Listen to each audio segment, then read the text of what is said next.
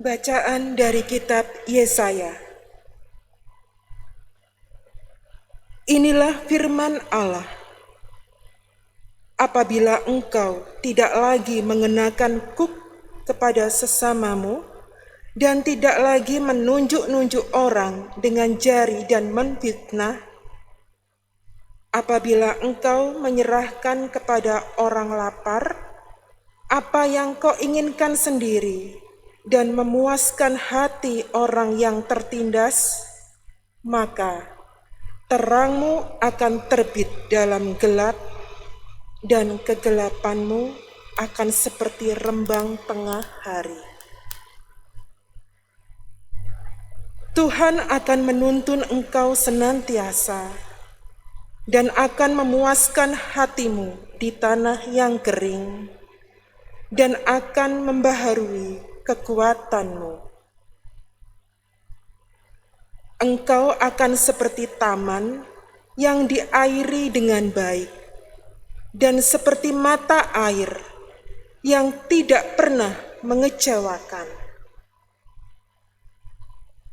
Engkau akan membangun reruntuhan yang sudah berabad-abad dan akan memperbaiki dasar yang diletakkan oleh banyak keturunan. Engkau akan disebut yang memperbaiki tembok yang tembus, yang membetulkan jalan, supaya tempat itu dapat dihuni. Apabila engkau tidak menginjak-injak hukum Sabat dan tidak melakukan urusanmu pada hari kudusku, apabila engkau menyebut hari Sabat sebagai hari kenikmatan dan hari kudus Tuhan sebagai hari yang mulia, apabila engkau menghormatinya dengan tidak menjalankan segala acaramu dan dengan tidak mengurus urusanmu sendiri atau berkata omong kosong, maka engkau akan bersenang-senang karena Tuhan. Aku akan membuat engkau melintasi puncak bukit-bukit di bumi dengan kendaraan kemenangan. Aku akan memberi makan engkau dan milik pusaka Yakub bapa leluhurmu, sebab mulut Tuhanlah yang mengatakannya. Demikianlah sabda Tuhan. Syukur kepada Allah. Mazmur tanggapan dengan refren. Tunjukkanlah kepadaku jalan-Mu ya Tuhan, supaya aku hidup menurut kebenaran-Mu. Tunjukkanlah kepadaku jalan-Mu ya Tuhan, supaya aku hidup menurut kebenaran-Mu. Sendengkanlah telinga-Mu ya Tuhan, jawablah aku, sebab sengsara dan miskinlah aku. Peliharalah nyawaku, sebab aku orang yang Kau kasihi. Selamatkanlah hamba-Mu yang percaya kepadamu. Tunjukkanlah kepadaku jalan-Mu ya Tuhan, supaya aku hidup menurut kebenaran-Mu. Engkau adalah Allahku. Kasihanilah aku ya Tuhan, sebab kepadamulah aku berseru sepanjang hari. Buatlah jiwa hamba-Mu bersuka cita, sebab kepadamulah ya Tuhan, ku angkat jiwaku.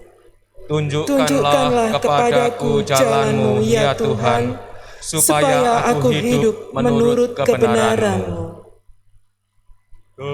Terpujilah Kristus Tuhan, Raja mulia dan kekal. Terpujilah Kristus Tuhan, Raja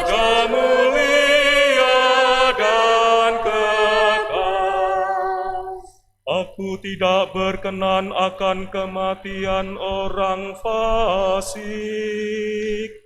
melainkan akan pertobatannya, supaya ia hidup. Terpujilah Kristus Tuhan, Raja mulia dan kekal. Tuhan bersamamu. Dan bersama rohmu. Inilah Injil suci menurut Lukas.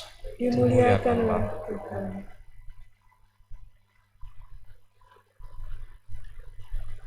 Sekali peristiwa, Yesus melihat seorang pemungut cukai yang bernama Levi sedang duduk di rumah cukai.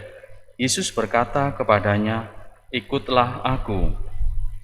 Maka berdirilah Levi dan meninggalkan segala sesuatu, lalu mengikut dia. Lalu Levi mengadakan suatu perjamuan besar untuk Yesus di rumahnya. Sejumlah besar pemungut cukai dan orang-orang lain ikut makan bersama-sama dengan dia. Orang-orang Farisi dan ahli-ahli Taurat bersungut-sungut kepada murid-murid Yesus, "Mengapa kamu makan dan minum bersama-sama dengan pemungut cukai dan orang berdosa?" Lalu jawab Yesus kepada mereka, "Bukan orang sehat yang memerlukan tabib, tetapi orang sakit. Aku datang bukan untuk memanggil orang benar, tetapi orang berdosa, supaya mereka bertobat." Demikianlah sabda Tuhan. Terpujilah Kristus.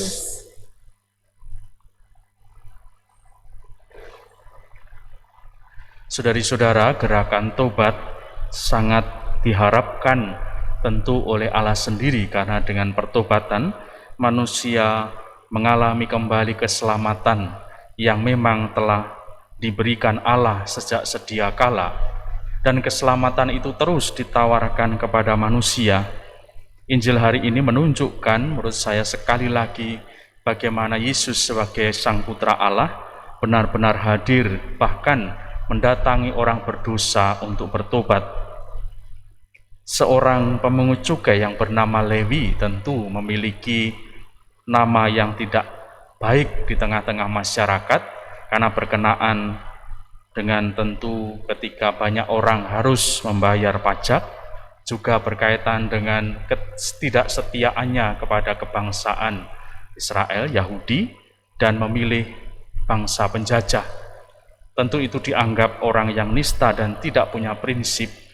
Namun demikian, ternyata Yesus juga mendatangi mereka. Maka sebenarnya ajakan tobat, ajakan keselamatan diberikan kepada siapapun. Maka yang terpenting adalah bagaimana orang menanggapi itu dengan sikap tobat. Maka semoga masa Prapaskah ini semakin menyemangati kita untuk mengolah tobat kita dengan baik, sehingga kita mampu menanggapi ajakan keselamatan, tawaran keselamatan yang diberikan oleh Allah.